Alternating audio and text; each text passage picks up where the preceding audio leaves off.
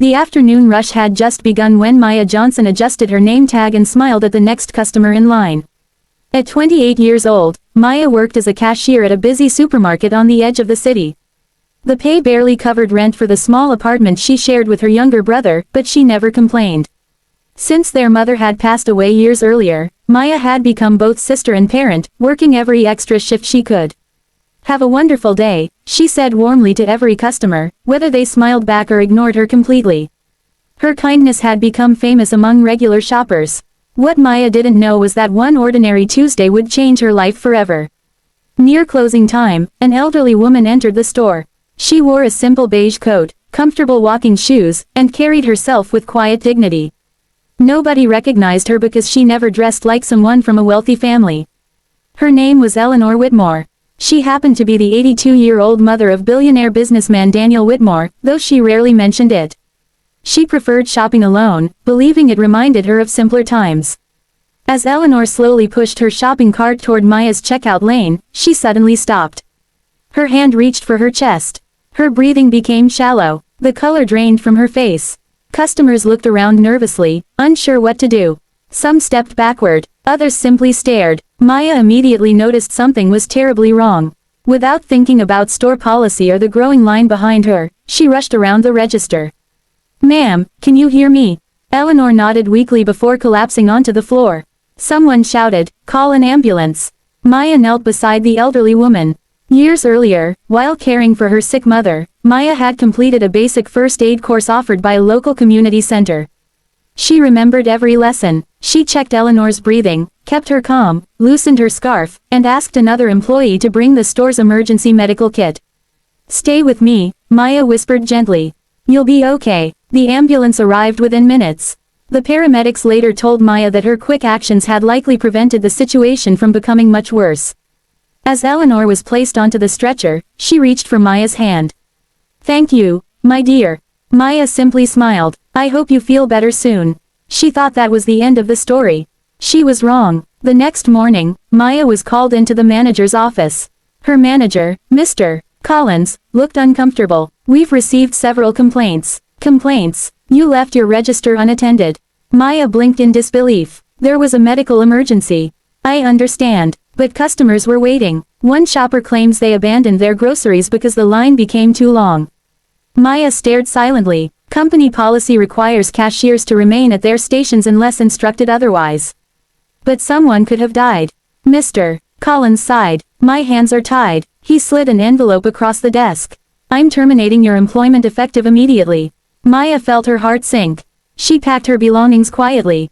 Not one coworker knew what to say. As she walked through the parking lot carrying a small cardboard box, she wondered how she would pay next month's rent. That evening she cried for the first time in years. Not because she had lost her job, but because doing the right thing had cost her everything. Meanwhile, Eleanor Whitmore had recovered at the hospital. Doctors confirmed that quick first aid and immediate emergency care had prevented serious complications. Daniel Whitmore arrived shortly afterward on a private flight from another state.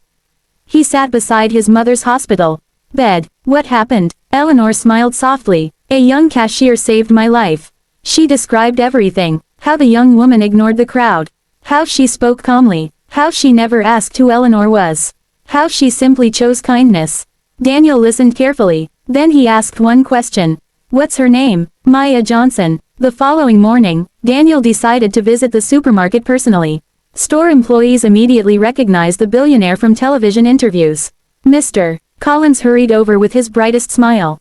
"Mr. Whitmore, what an honor." Daniel's expression remained serious. "I'd like to thank the cashier who saved my mother's life." An awkward silence filled the room. Mr. Collins cleared his throat. "Actually, we fired her yesterday." Daniel stared at him. "You what? For leaving her register?" Daniel looked around the store. Every employee lowered their eyes. Finally one cashier quietly admitted. "She saved your mother's life. And she lost her job because of it." Daniel said nothing. He simply turned around and walked out. The manager smiled nervously, assuming the conversation was over. It wasn't. 2 days later, every local news station carried the same headline. "Billionaire speaks out after hero cashier is fired for saving his mother's life." The story spread across social media. Millions watched the security footage showing Maya rushing to help Eleanor while others stood frozen. People praised her courage. Within hours the supermarket faced enormous public criticism. Customers organized peaceful boycotts. Thousands left online reviews asking one question: why punish someone for saving a life? Corporate headquarters launched an internal investigation. Meanwhile, Maya remained at home, searching online for another job. Her phone suddenly rang. "Hello, Miss Johnson." "Yes, this is Daniel Whitmore." She almost thought someone was playing a prank. "I'd like to meet you." The next afternoon Maya nervously entered the Whitmore Foundation headquarters. Daniel greeted her personally. "My mother has spoken about you every day." "You don't owe me anything," Maya replied. "I only did what anyone should do." Daniel smiled. "That's exactly why you're here." He handed her a folder. Inside was an employment offer. Director of Community Outreach for the Whitmore Foundation. The salary was nearly 4 times what she had earned as a cashier. Full health insurance, educational assistance, paid volunteer programs. Maya looked up in shock. "I don't have this kind of experience." Daniel shook his head. "Skills can be taught, character cannot. My foundation helps people. We need someone who already understands compassion." Tears filled Maya's eyes. She accepted. Months passed. Maya transformed the foundation's community programs. She organized food drives, created emergency assistance funds for struggling families, started free first aid classes in neighborhoods where healthcare resources were limited. Hundreds of lives improved because one woman had refused to ignore a stranger in need. As for the supermarket, corporate headquarters apologized publicly. They offered Maya her old job back with a promotion. She politely declined. "I've already found where I'm supposed to be." The company also introduced new emergency response policies, ensuring employees would never again be punished for helping someone during a medical crisis. One evening, Maya visited Eleanor at her home. The elderly woman hugged her tightly.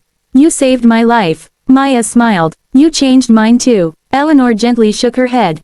"No, you changed your own life the moment you chose kindness over fear."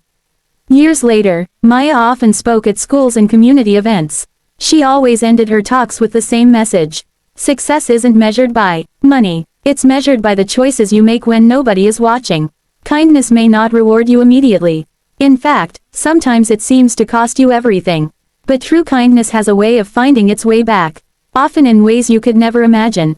And every time she looked at the audience, she remembered the supermarket floor, the frightened elderly woman, and the decision that had changed both of their lives forever. Because one act of courage, one moment of compassion, one refusal to walk away, can rewrite an entire future.